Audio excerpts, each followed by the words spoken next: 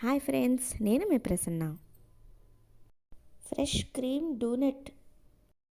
దీనికి extra flavour add చేస్తే taste ఎలా ఉంటుందో చూద్దామండి.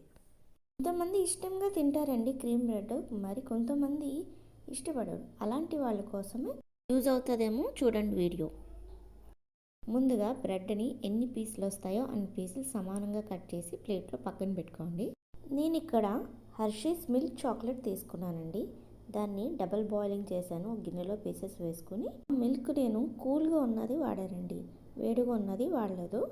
2 స్పూన్లు కన్నా ఎక్కువ వాడవసరం లేదండి, ఎందుకంటే మనం మెల్ట్ చేసి తక్కువ కదండి. సో ఈ మెల్టింగ్ టైంలో జాగ్రత్తగా ఉండాలి, లేకపోతే చాక్లెట్ కదండి మాడిపోతుంది. ఈ కన్సిస్టెన్సీ వచ్చిన తర్వాత చాక్లెట్ ఇలాగా మనకి ఇష్టం వచ్చిన డిజైన్లో బ్రెడ్ పైన వేసుకోండి, డిజైన్ వేసుకోండి. మీ దగ్గర చాక్లెట్ సిరప్ ఉంటే పైన అది వేసుకోవచ్చండి.